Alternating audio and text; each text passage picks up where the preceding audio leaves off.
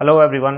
इस वीडियो में हम बात करने वाले हैं CUET PG हिंदी सब्जेक्ट के बारे में। तो जैसा कि आप सभी को पता है, अगर आपको किसी भी अच्छी यूनिवर्सिटी से मास्टर्स कोर्स में एडमिशन लेना है, चाहे आपको DU में एडमिशन लेना हो, JNU में, BHU में या फिर किसी और अलग यूनिवर्सिटी में एडमिशन लेना हो जो कि CUET PG के अंडर आती है, तो आपको उस सब्जेक्ट में आपको एंट्रेंस एग्ज़ाम देना पड़ेगा। तो जैसे मान लीजिए आपको हिंदी से मास्टर्स करनी है, तो आपको हिंदी का एंट्रेंस एग्ज़ाम देना होगा CUET PG के अंतर्गत। अब देखो, जो CUET PG में हिंदी का जो सब्जेक्ट कोड है वो है PGQP06। और ये जो सेम सब्जेक्ट कोड है, ये 3 सब्जेक्ट के ऊपर अप्लाई होता है: हिंदी, हिंदी ट्रांसलेशन और हिंदी लिंग्विस्टिक्स। तो इसका कहने का मतलब ये है कि अगर आप इस एक सब्जेक्ट को देते हैं, यानी कि इस पेपर कोड का एग्ज़ाम देंगे, तो आप इन तीनों सब्जेक्ट से मास्टर्स करने के लिए या MA करने के लिए एलिजिबल होंगे। ठीक है। या फिर आप इसको यूँ भी ऐसे भी कह सकते हैं कि अगर आपको इन तीनों में से किसी भी सब्जेक्ट से मास्टर करना है, तो आपको ये जो PGQP6 है, यही इसी का एंट्रेंस एग्ज़ाम देना पड़ेगा। तो इस वीडियो के अंदर हम जो CUET PG हिंदी सब्जेक्ट है, इसके रिगार्डिंग जो भी इन्फॉर्मेशन है, वो सारी डिटेल्स हम इस वीडियो में कवर करने वाले हैं। तो देखो, ये जो है फर्स्ट वीडियो आपका एक लंबी सीरीज़ का। इस सीरीज़ के अंदर जो भी आपके CUET PG में जो भी सिलेबस के अंदर है, वो सारी चीज़ें इस सीरीज़ के अंदर कवर करवाई जाएंगी। तो अगर आपको CUET PG हिंदी से एग्ज़ाम देना है, तो आप चैनल को सब्सक्राइब कर लें। आपका जो पूरा सिलेबस है CUET PG हिंदी का, वो इस चैनल पे आपको कवर करवाया जाएगा डिटेल में। सारी चीज़ें आपको बताई जाएंगी, और आपको जो एग्ज़ाम है, किस तरह से आपको एग्ज़ाम टैकल करना है, किस तरह से आपको एग्ज़ाम देना है, आपकी क्या स्ट्रैटेजी होनी चाहिए, वो धीरे धीरे हम अलग अलग वीडियोज़ के माध्यम से ही इसमें डिस्कस करेंगे। और पूरा सिलेबस जो है यूनिट बाय यूनिट आपको कवर करवाया जाएगा इस चैनल पर। तो आप चैनल को सब्सक्राइब कर सकते हैं। इस वीडियो में क्या क्या डिस्कस होगा, तो इस वीडियो में पहले हम डिस्कस करेंगे जो आपका CUET PG है, वो एग्जामिनेशन कब तक आपका कंडक्ट हो सकता है, डेट्स वगैरह क्या होंगी इसकी। इसके बाद जो CUET PG में हिंदी का जो सिलेबस है वो, और उस सिलेबस को किस तरह से कवर करना, उसकी स्ट्रेटजी क्या होगी, किस तरह से आपको वीडियोस प्रोवाइड की जाएंगी इस चैनल पे, और क्या किस तरह से आपको नोट मेकिंग करनी है, वो सारी चीज़ें हम इस वीडियो में डिस्कस करेंगे। तो सबसे पहले, अगर आपको पता होगा कि जो JNU है या फिर BHU है, बाकी जो यूनिवर्सिटीज़ है, उसमें 2022 से ही जो आपका CUET PG है वो अप्लाई हो गया था। लेकिन DU के अंदर इस साल से जो CUET PG है वो अप्लाई होगा। 30 दिसंबर 2022 को DU ने एक नोटिफिकेशन रिलीज़ किया था, जिसमें मेंशन कर दिया है कि जो CUET के अंदर ही आपके जो PG कोर्सेज हैं, उनके एडमिशन भी करवाए जाएंगे। अब CUET का एग्ज़ाम आपका होगा कब, तो यहाँ पे जो UGC है, यूनिवर्सिटी ग्रांट कमीशन, उनकी तरफ से एक नोटिफिकेशन भी रिलीज़ किया गया, और उनके चेयरमैन की तरफ से एक ट्वीट भी किया गया, जिसमें साफ साफ मेंशन किया हुआ है कि आपका जो CUET PG है, उसका एग्ज़ाम 1 से लेकर 10 जून के बीच में कंडक्ट करवाया जाएगा। और इसके जो एप्लीकेशन प्रोसेस है, यानी कि आपके जो फॉर्म्स हैं, वो मिड मार्च के आसपास रिलीज़ कर दिए जाएंगे। तो आप ज़्यादा टाइम आपके पास नहीं है। अगर आप में से जो मैक्सिमम स्टूडेंट है, हो सकता है आप लास्ट ईयर में हैं, लास्ट ईयर में तो आपको 6 सेमेस्टर या फिर मान लीजिए आपके थर्ड ईयर के एग्जामिनेशन भी देने हैं, और ये एग्जामिनेशन मोस्ट प्रोबेबली आपके मई में होने वाले होंगे। तो आपको मई में आपने 6 सेमेस्टर या थर्ड ईयर के एग्ज़ाम भी देने हैं, और उसके बाद जून में आपके जो CUET PG है उसका एंट्रेंस एग्ज़ाम कंडक्ट होगा। तो ये जो आपका सेमेस्टर के एग्ज़ाम होंगे, उसके पहले ही आपको जो CUET PG है उसकी प्रिपरेशन स्टार्ट कर देनी पड़ेगी। तो अभी से आप अपनी प्रिपरेशन स्टार्ट कर दें, लगातार वीडियोज़ आएंगी चैनल पे, उसके थ्रू आप अपनी प्रिपरेशन स्टार्ट करें।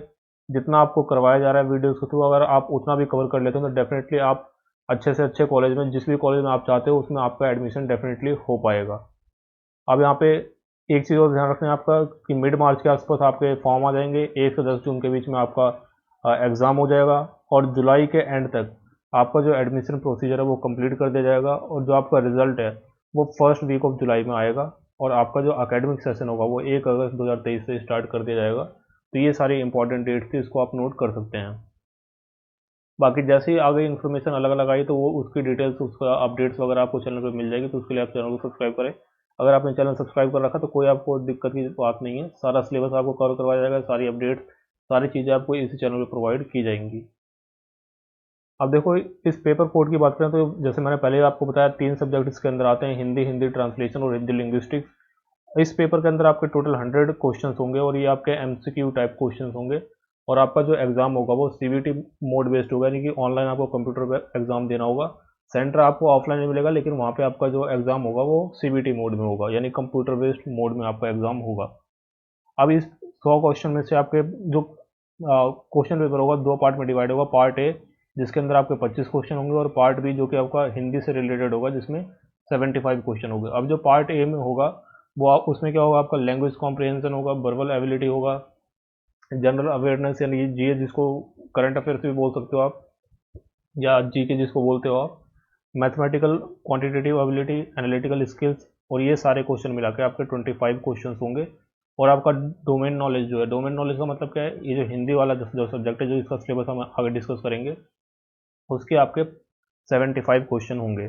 इसके अलावा एक चीज़ आपको और ध्यान रखनी है कि जो आपका लैंग्वेज के पेपर होते हैं, जैसे PGQP6 जो आपका हिंदी का लैंग्वेज का पेपर है, ये जो है सिर्फ और सिर्फ सिंगल लैंग्वेज में आएगा, यानी कि जो पार्ट ए होंगे, ए जो पार्ट बी है वो तो आपका हिंदी का सब्जेक्ट है, तो हिंदी में ही होगा, लेकिन जो पार्ट ए है उसके भी जो क्वेश्चन होंगे वो सिर्फ आपको हिंदी भाषा में ही वहाँ पे देखने को मिलेंगे। तो जो लैंग्वेज कॉम्प्रिहेंशन वगैरह है वो आपको हिंदी में ही वहाँ पे भी देखने को मिलेगी।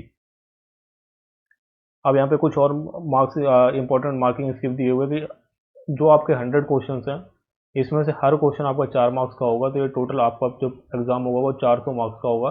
400 में से आपको नंबर मिलेंगे। अब सही क्वेश्चन, आप किसी क्वेश्चन को आप सही करते हैं तो उसके लिए आपको +4 मिलेंगे, यानी 4 मार्क्स मिलेंगे। किसी क्वेश्चन को आप अटेम्प्ट करते हैं लेकिन वो आपको गलत हो जाता है तो उसके लिए आपको -1 मिलेंगे, यानी कि यहाँ पे नेगेटिव मार्किंग भी है 1/4 की। इसके अलावा किसी क्वेश्चन को आप अटेम्प्ट नहीं करते तो उसके लिए आपको 0 मिलेगा, उसके लिए कोई भी आंसर आपको कोई भी मार्क्स आपके डिडक्ट नहीं होंगे। तो ये सारी मार्किंग स्कीम थी, इसको आप रीड कर सकते हैं। अब बात कर लेते हैं कि सिलेबस का क्या क्या आपका सिलेबस में है हिंदी के सब्जेक्ट में। देखो, हिंदी का सब्जेक्ट के अंदर आपको टोटल सेवन टॉपिक्स यहाँ पे दिए हुए हैं।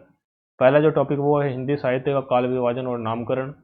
दूसरा टॉपिक है हिंदी साहित्य का इतिहास, जिसमें आपको पूरा साहित्य का इतिहास जो है वो पढ़ना, आदिकाल से लेके आधुनिक काल तक। और यही सबसे इंपॉर्टेंट टॉपिक आपका होने वाला है और इंपॉर्टेंट यूनिट होने वाला है। आप ये मान के चले, बाकी जितने टॉपिक्स इंपॉर्टेंट है उतना ही आपका ये सेकंड टॉपिक इंपॉर्टेंट होने वाला है, बाकी सारे टॉपिक्स को मिला के। फिर थर्ड टॉपिक आपका इसके अंदर आपका प्रमुख रचनाकार, रचनाएं और प्रवृत्तियां, ये सारी आपको इसमें पढ़नी है। यूनिट थर्ड टॉपिक है आपका हिंदी साहित्य की विविध विधाएं और रचनाकार, जिसमें आपको उपन्यास के बारे में पढ़ना है, कहानी, नाटक, निबंध, आलोचना और अन्य गद्य विधाएं, ये सारी चीज़ें आपको इसमें पढ़नी है। फिर आपका प्रयोजन मूलक हिंदी के विविध रूप, ये आपको कवर करना है। टॉपिक नंबर 5 है आपका जन संचार माध्यम में हिंदी, जिसमें समाचार पत्र और हिंदी, विज्ञापन और हिंदी, रेडियो टेलीविज़न में हिंदी, ये सारी चीज़ें आपको कवर करनी है। फिर है भारतीय काव्य शास्त्र, जिसमें शब्द शक्ति, काव्य हेतु, काव्य प्रयोजन और काव्य लक्षण, ये कवर करना आपको। और फिर आपका हिंदी व्याकरण, जिसमें संधि, समास, काल, वाक्य विन्यास, ये सारी चीज़ें आपको कवर करनी है। तो ये मेनली 7 टॉपिक्स है। ये 7 टॉपिक्स आपको कवर करने हैं और ये 7 के 7 टॉपिक्स डिटेल में जितना आपको पढ़ना है वो पूरा डिटेल में आपको इस चैनल पर कवर करवाया जाएगा। हर टॉपिक के बीच के बाद जितने भी आपके एक्सपेक्टेड क्वेश्चन है, जो PYQ है, जो प्रीवियस ईयर में क्वेश्चन आए हैं, वो सारी चीज़ आपकी करवाई जाएंगी। किस तरह से आपको नोट्स बनाने हैं वो सारी चीज़ आपको समझाई जाएंगी। तो बेसिकली कहने का मतलब ये है कि अगर आपको CUET PG हिंदी से एग्ज़ाम देना है तो इस चैनल पे आपको सारी चीज़ें प्रोवाइड की जाएंगी, कोई भी आपको टेंशन लेने की ज़रूरत नहीं है।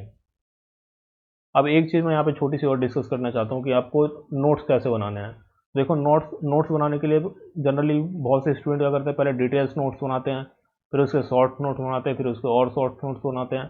तो देखो, ये जो आपका एग्ज़ाम है वो MCQ बेस्ड एग्ज़ाम है, तो इसमें आपको डिटेल नोट्स बनाने की ज़रूरत नहीं है। आपको नोट्स बनाने के लिए इस मेथड का यूज़ करना है, जिसको बोलते हैं हम कॉर्नेल मेथड। कॉर्नेल मेथड किस तरह से यूज़ करेंगे आप, मान लीजिए ये आपकी A4 साइज सीट है।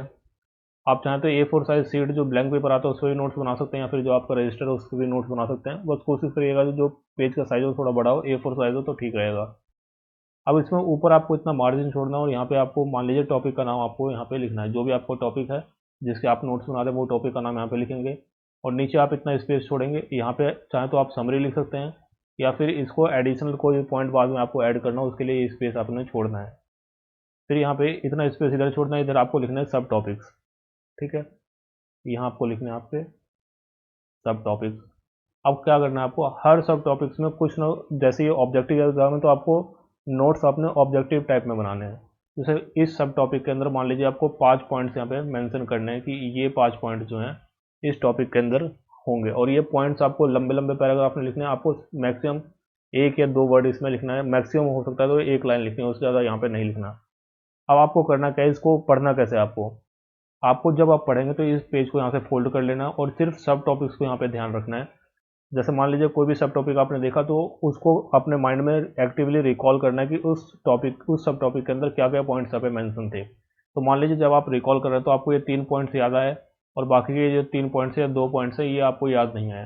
तो जो 2 पॉइंट आपको याद नहीं आया, आपको उन 2 पॉइंट्स को आपको हाईलाइट कर लेना है, या उन 2 पॉइंट्स को आपको वहाँ पे अंडरलाइन कर लेना है।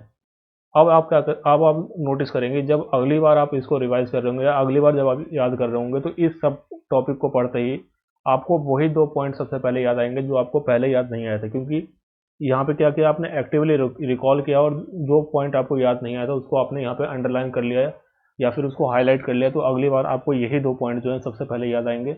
इसी तरह से आपको रिवाइज करना है, और जब आप एक बार इनको रिवाइज कर लेंगे ठीक से, उसके बाद जो है आपको ऑर्डर चेंज कर लेना है।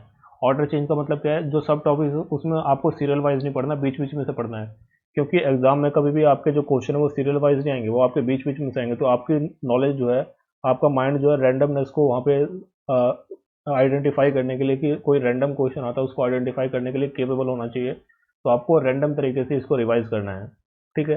तो इस तरह से आपको काम करना है। बाकी जैसे जैसे हम लेक्चर अपलोड करेंगे उसमें मैं आपको और सब बताऊंगा कि हर टॉपिक वाइज आपको किस तरह से नोट्स बनाने, किस तरह से उसको रिवाइज करना है, किस तरह से रिमेंबर करना है, ताकि एक्टिवली रिकॉल और एग्जाम में आपको वो याद हो सके।